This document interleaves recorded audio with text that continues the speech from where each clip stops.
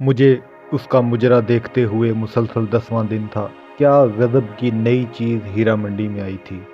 इसका नाम बुलबुल था। जब वो नाचती और थिरकती थी तो जैसे सब तमाशबीन महव हो जाते। रोज़ाना इसको नाचता देखकर मेरी शैतानी हवस मज़ीद प्यासी होती जाती और मैंने फ़ैसला कर लिया कि इससे ज़रूर मिलूँगा। मैं हर कीमत पर इसे हासिल करना चाहता था। इस दिन मुजरे के दौरान वो बुझी-बुझी सी दिखाई दे रही थी। इसके नाच में वो रवानी भी नहीं थी, लेकिन मुझे इससे मिलना था, बात करनी थी और मामला तय करने थे। मुजरे के इख्तिताम पे जब सभी तमाशबीन चले गए तो मैं भी उठा। वो कोठे की बालकनी में अपनी नायिका के साथ किसी बात पर उलझ रही थी।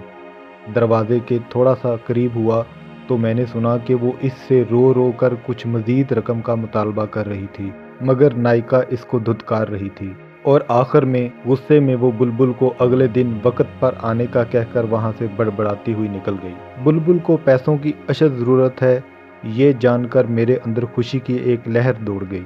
चेहरे पर शैतानी मुस्कुराहट फैल गई कि वो ज़रूरत पूरी करके मैं इसके साथ जो चाहे कर सकता हूँ। मैं इसकी जानब बढ़ा। इसका चेहरा दूसरी तरफ था और वो बुर्का पहन रही थी। पास जाकर जब मैंने इसे पुकारा तो वो मेरी तरफ मुड़ी। इसका चेहरा आंसुओं से तर और बर्फ़ की मानस ऐसा सफ़ेद था जैसे किसी ने इसका सारा खून निकाल लिया हो। इसकी ये हालत देखकर मैं चकरा सा गया। और इससे पूछा कि क्या हुआ है, वो ऐसे क्यों रो रही है।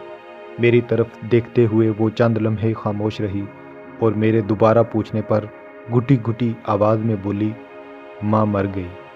क्या? जब मुझे इसकी समझ नहीं आई तो वो बेइख्तियार रोते हुए दोबारा बोली कि आज मेरी माँ मर गई। इस जवाब से जैसे मेरे मुंह को ताला सा लग गया। मेरी शैतानी हवस जिसको पूरा करने के लिए मैं इसकी जानब आया था मुझसे मीलों दूर भाग गई।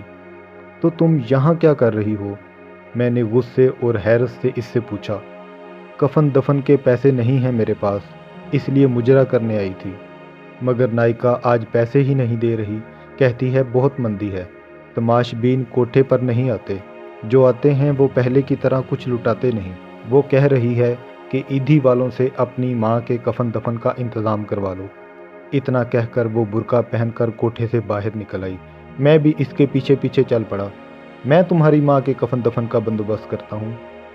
वो चंद लम्हे मुझे मशकूक नज़रों से देखती रही और फिर खामोशी से मेरे साथ बैठ गई। गाड़ी टकसाली से बाहर निकालते हुए मैंने बुलबुल से इसके घर का पता पूछा। वो इलाका मेरे लिए नया नहीं था, कई बार मैं वहाँ से गुज़रा हुआ था। मैंने गाड़ी इस तरफ मोड़ दी। सारा रास्ता वो खामोशी से रोती रही। मेरे पास इसको तसल्ली देने के लिए अल्फाज भी नहीं थे। कुछ देर में हम बुलबुल के घर पहुँच गए। ये छोटा सा एक कमरे का घर था। सहन के बीच में चारपाई पर इसकी माँ की लाश एक गदले कंबल में लिपटी पड़ी थी। सहन में बल्ब की पीली रोशनी वहाँ बसने वालों और घर की हालत चीख चीख कर अयां कर रही थी। चारपाई के पास दो बूढ़ी औरतें बैठी थीं। एक की गोद में 7-8 माह का बड़ा गोल मटोल और प्यारा सा बच्चा खेल रहा था। आधी रात होने को आई थी। जैसे ही बुलबुल घर में दाखिल हुई, वो बूढ़ी औरतें बच्चा इसे सौंपते और देर से आने की वजह से नाराज़गी का इजहार करते हुए वहाँ से रुखसत हो गईं। बुलबुल बच्चे को लेकर कमरे की तरफ गई। बच्चा बहुत बेकरार था और वो फिर इसकी छाती से लिपट गया जैसे सुबह से भूखा हो। क्या ये बुलबुल का बच्चा है? ये एक नया इंकशाफ था कि बुलबुल शादीशुदा भी है। चंद लम्हों बाद वो कमरे से बाहर आई। मुझे यूं ही खड़ा देखकर फिर कमरे में गई और एक पुरानी कुर्सी उठा ली। सेठ जी, माजरत, मेरे घर में आपको बिठाने के लिए कोई चीज़ नहीं है। वो कुर्सी रखते हुए शर्मिंदगी से बोली। मैं सर हिलाते हुए इस कुर्सी पर बैठ गया। कुछ समझ नहीं आ रहा था कहाँ से शुरू करूं। तुम्हारा असल नाम क्या है? बुलबुल? बिल आखिर मैंने इससे पूछा। वो चुप रही, शायद बताना नहीं चाह रही थी। अफशां, मेरे दोबारा पूछने पर इसने आहिस्ता से कहा। बहुत अफसोस हुआ तुम्हारी माँ की वफ़ात का। वो खामोश रही। तुम्हारा बाप भाई कोई है? इसने खामोशी से नहीं में सर हिलाया। ये बच्चा तुम्हारा है? इसने फिर खामोशी से हाँ में सर हिलाया। तुम्हारा शोहर कहाँ है? चंद लम्हों बाद वो बोली, छोड़ गया। तुम हीरा मंडी कैसे गई? तुम मुझे नाचने गाने वाली तो नहीं लगती। अब वो नज़रें उठाकर मुझे देखती हुई बोली, सेठ जी, किस्मत वहाँ ले गई। घर में कोई मर्द नहीं था, एक बीमार माँ और बच्चे की जिम्मेदारी थी। कहीं और काम नहीं मिला तो ना चाहते हुए भी मजबूरन ये रास्ता इख्तियार करना पड़ा। कुछ अरसे तक नायिका ने नाच गाना सिखाया और फिर धंधे पर बिठा दिया।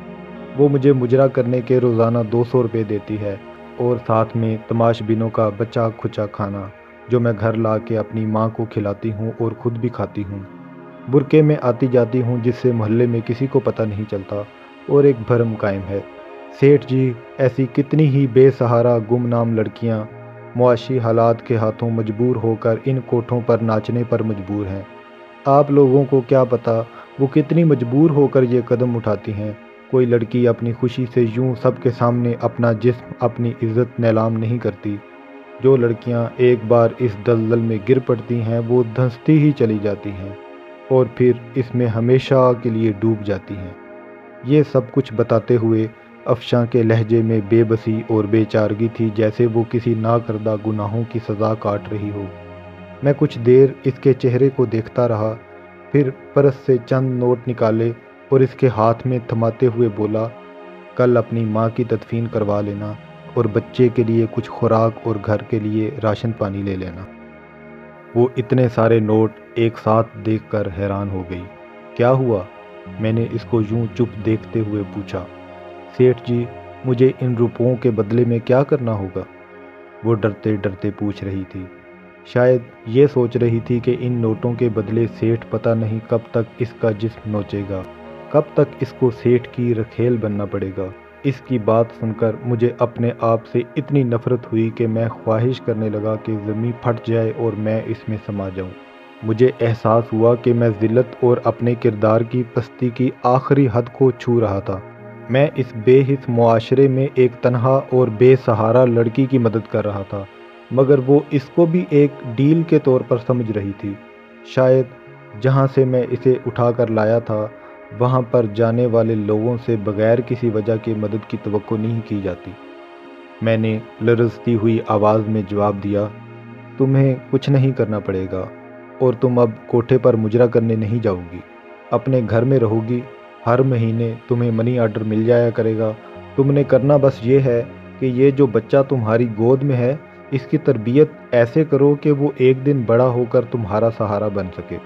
ये जो रकम मैं तुम्हें भिजवाऊंगा ये तुम पर कर्ज है, और जब तुम्हारा बेटा जवान हो जाए, एक काबिल इंसान बन जाए तो तुम मुझे वापस कर देना। अफशां हैरान परेशान खड़ी मुझे देख रही थी। इस इंसान को जिसके सामने वो अभी नाच कर आई थी, वो इससे ऐसी बातें कर रहा था। फिर वो बे आवाज़ रो पड़ी। मुझसे वहाँ रुका नहीं गया। मैंने अफशां के घर का पता लिया और इसको अपना किया वादा याद दिलाकर वहाँ से रुखसत हो गया। सारे रास्ते मैं यही सोचता रहा, मुझे तुमसे कुछ नहीं चाहिए, मुझे तुमसे कुछ नहीं चाहिए अफशां।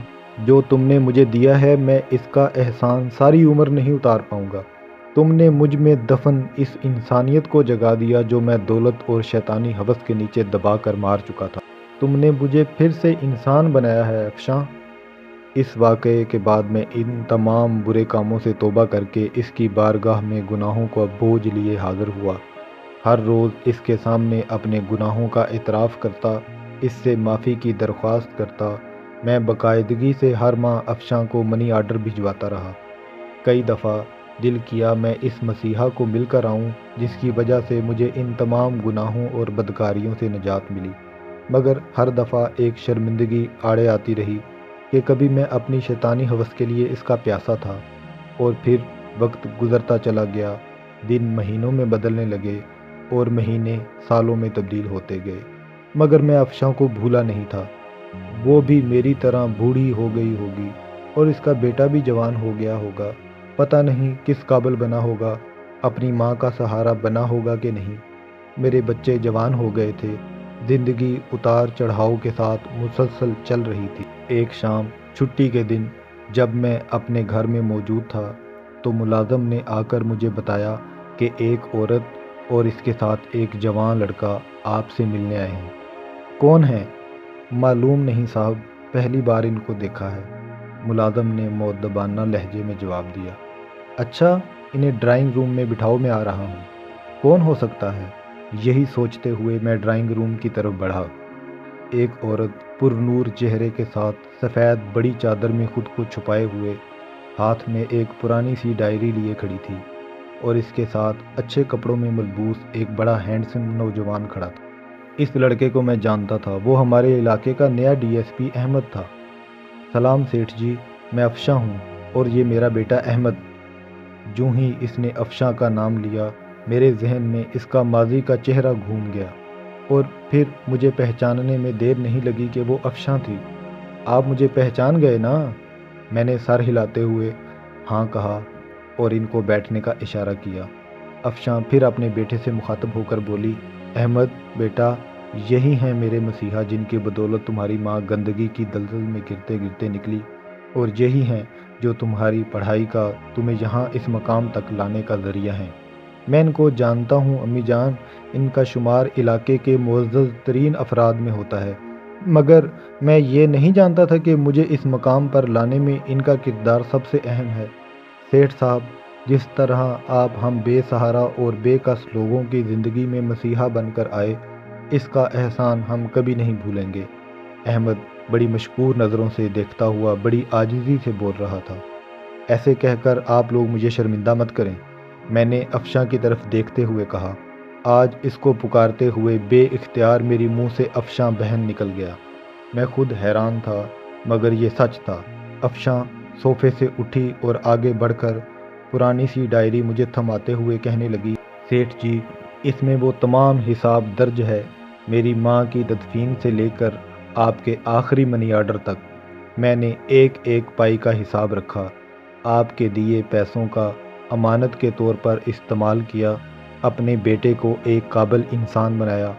آپ نے مجھے 22 سال پہلے کہا تھا کہ یہ قرض ہے اور یہ تب واپس کرنا ہے جب تمہارا بیٹا ایک قابل انسان بن جائے۔ کچھ لمحے خاموش رہنے کے بعد افشاں پھر سے بولی، سیٹھ جی، آج وہ وقت آ گیا ہے۔